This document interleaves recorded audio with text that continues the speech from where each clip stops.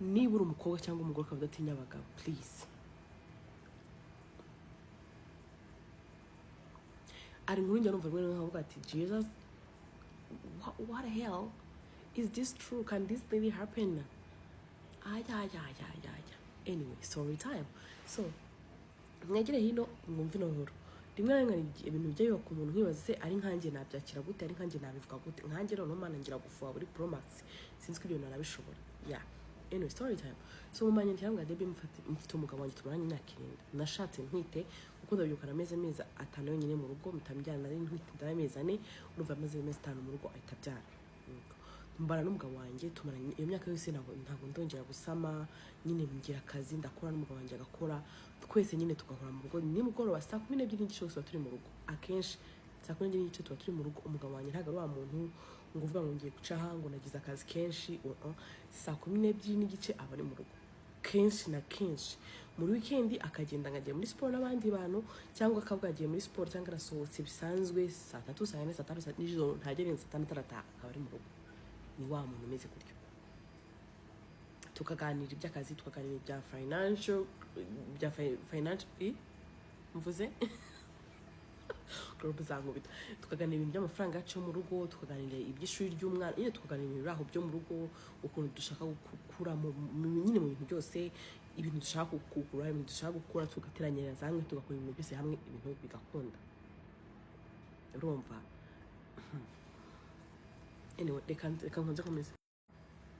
Umva sinumukana ringeze ko ari ibintu ndimo nashaka kugenda. Umva noneho urumva umumama aha ati rero mu kwa gatanu kwashize ati nari ndi mu rugo kwa kundi uri mu rugo ibintu nk'ibyo ngibyo. Noneho ndi mu rugo ngiye kumva numva umugabo wanjye kuvugira kuri telefone aravuga ngo none se ngo yafashwe gute, none se ngo wajyanye umwana kwa muganga, ariko abivuga ari inyuma y'idirishya kuko ntago ndibaza atarazi ko ndishobora kuba ndi kumukora ndi mu cyumba hafi y'idirishya kwa kundi uri gukora nyine amasuku, kandi idirishya ryacana nta muntu ukunda kuhagera nyine we ne nkagiye ijya guhagarara. Atamunyanye kwa muganga uwo mwana naramuka kurembanye uranegeza kugeza ryari ngo ko ari hano. Ndabyumva nyine ngira ngo numvishe nabi, ndangije nyinje n'amase ninde urwaye, akenshi karavuga araseka ati nta muntu urwaye da, atkanye numvishe uvuga ngo bajya n'umwana kwa muganga. Atavuga ngo atavuga ngo umwana wamushikiwe, arambwa ati isi ntago bizi tikanaka nyine ubwo ni mushikiwe baraze muzanyo yarwasha umwana. Ngiye nkanye nka berceur muzima ukunda famille nese mamagara mushikiwe ayiskanda mwese umwana ameze neza. Atumwana atuye umwana se atumwana wanjye ameze neza ati ntago umurwaye ati uya ati nese musaza kwambwiye ko umurwaye ati ntago nzano yabikuye. Birangira gucyo nyine umugore aceceka, ariko nawe guceceka ise yumva ni ikintu nyine umugore burya agira kasi kamujya mu mutima aravuga ati uyu urwaye birangira biraceceka. Icyo gihe umugabo wanjye aragenda nyine ko amaze kuvugana ibyo aragenda, amaze kugenda yari yavuye mu rugo yagiye nyine turavuga hashize ni mu nijoro atashye araza agera mu rugo nyine abona nk'umuntu unaniwe yahita agenda ajya muri dushe akaraba akora imyenda yari yambaye ayishyira hehe aho ngaho. Nanjye kwa kundi kakantu kakindi mu mutima mutangenda ajya kureba mu ipantaro yiwe, ngira gutya mutanzamura mu facture y'amazina, izina ry'iwe ribanza rya mbere n'amazina y'umwana y'umukobwa. Ndavuga ngo iki, ndasoma abona umwana izina ni rya Paul, abona irindi ni ry'abana b'abakobwa gasi. Umugabo yavuye muri dushe asanga umugore aragafite mu ntoki gutya, aramubwira ati wambwiye atari umwana mushiki wararwaye, ati yego. Ati none se iyi facture yo kwa muganga ni yandi, kuko ndabona uyu mwana mwitiranwa izina, izindi rya kabiri naryo riragaragara, mbwiza ukuri uyu mwana ni uwande. Hoya yambwiye ati umugabo yanze kuvuga ati ngo ntago bikureba, aramutuka n'ibyo byose ongera mu bintu nkande kuki ungira mu bintu nyine baratongana. Amaze gutongana umugabo atasohoka aragenda, amaze kugenda aza kugaruka nka saa 9 z'ijoro asanga ndakicaye, ariko umugore nawe nigahambira cuma asanga umugore arakicara amubwira ati ngiyewe urambwira uyu mwana ari uwande, niba ushaka kungira tubana amahoro muri iyi nzu. Umugore anjama ese aramaze kamubwira icyo abagore muhora mushaka kuki muhora mushaka kwinjira mu bintu byo kubabaza gusa. Ahita ambwira ati byo kumbabaza ushingiye kuki. Atume uwo mugabo wanjye turabana hano kuva kwa 5 utasa 12 ndabona watashye saa 2 saa 3 kireka kwa 6 wenda nutabitinze nabwo ko wagiye mu kabari indi minsi yose ugira hano kari. nta kibazo na kimwe dufitanye, uyu mwana ni uwande, ni uwawe? Ahita ambwira ati yego n'umwana wanjye. Uravugisha ukuri ufite umwana hanze? Arambwira yego. Ati nta n'ukuntu ari umwe, mfite batatu. Umwe afite imyaka 7 n'umuhungu, wa kabiri n'umuhungu nawe afite imyaka 5, uyu ngo warwaye ni mutoya afite imyaka 3. Ubwo afite 7, 5 n'itatu. Umugore avuga turi kubeshya. Umugore nyine ngo asabwa aturi kugira umbabazi. Ati nakugize ntiki kubyuca kumbabaza kuri no rwego. Niki nakoze gituma ushaka kumbwira amagambo? Arambwira ati mbwiza ukuri. Uyu mwana no kuko abo bana bafite.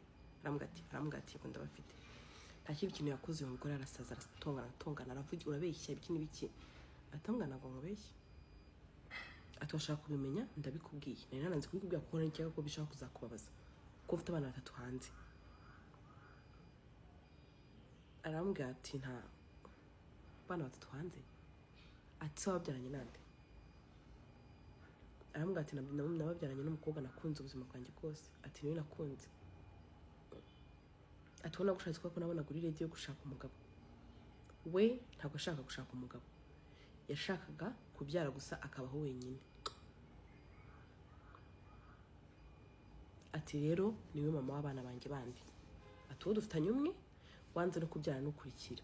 Rero ntabwo nabona umuntu mbyarira ngo nange ko nange na mwana kandi ndanamukunda n'umutima wanjye wose. Oh my god. Umugore ambwira ati narabirebye numvaga ndakanyisha ati nakindi nahise mpamagara. Ati nahise mpamagara mukuru we arambwira ati se ati ngera nzi ko biza ahubwo ari ko wacecetse wabaye umugore mu rugo. Atari ko nari nzi ko biza kuko nta muntu w'ifamwe n'umutabizi ko afitanye abana 3 n'uriya mugore. Ibintu nk'ibyo ya afite n'ahantu amukodeshereza aba ibintu nk'ibyo.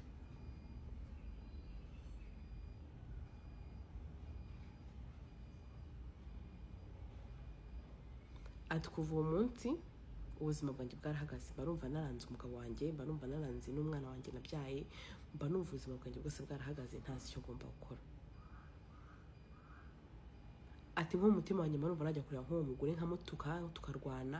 Ati ariko natigeze neza ku myaka yanjye afite n'amashuri yose nize. Umugore ko arakumbwiye ati natize amashuri yose nize nkavuga ati ntago ndi umuntu wo kujya kurwana n'umugore kubera umugabo kuko uyu mugore ntago yiterese baramuterese. Ati ikindi umugabo wanjye yambwiye kamukunda kumureka byamunaniye. Actually ngo umugabo yarambwiye bomba arabakunda. Yambwiye ati ndagukunda nawe ndamukunda. Ati mwembi kubareka ntago ari ibintu nashobora. Sinakureka kuko umugore wanjye turabana, sinareka nuriye kuko ni umumama w'abana banjye. Ati ndanamukunda mwembi ndabakunda bingana. Ati ahubwo uzahitemo uhitemo wowe nushaka kunsiga nzabyakira. Atari kunjye sinashobora kubaho ntagufite. Selfish mena selfish. Urumva ngo siyabashaka kuba utamufite. Ati umugore yambwiye ati Debbie nabuze cyo gukora iwawe wose barabizi. Abana birirwa kwa nyirakuru nta n'uko nari mbizi ko bajya kwa nyirakuru gusura nyirakuru. Ati uwo mugore nawe ntabwo nge namuvugisha sitwanavugana kuko ntacyo nabamubaza nta n'icyo ngomba. Ibyo ngombwa cyangwa ibyohero ngombwa ni umugabo wanjye ubingomba. Ntabwo mbigombwa n'uwo mugore kandi nawe. Anyway umugabo kugisha inama aravuga ati ngume muri urwo rugo cyangwa nigendere kuko narahagumye mu kwa 5 mu kwa 6 mu kwa 7 mu kwa 8 mu kwa 9 mu kwezi ngira ngo bizashira mu babarire. Ariko nukuri kw'Imana niya nkozizeho kuko ndi mu hehe na he mu buriri mba numva neza cyangwa kuntera icyuma kuko umutima wanjye warabaye ku rwego rwo hejuru. So guys muze mugire mu inama mu gatahagume cyangwa yigende akose mana ubundi zingo za hano hanze mana we. Ese ubundi umuntu akunda abantu babiri gute? Umutima wawe ni memory card? Ni memory card ni iki ku buryo ukunda abantu babiri? Anyway that was the story. Ndi kwiruka nkarantu ngiye kujya mumbabarire umunsi mwiza mwese. Imana barinde. Bye.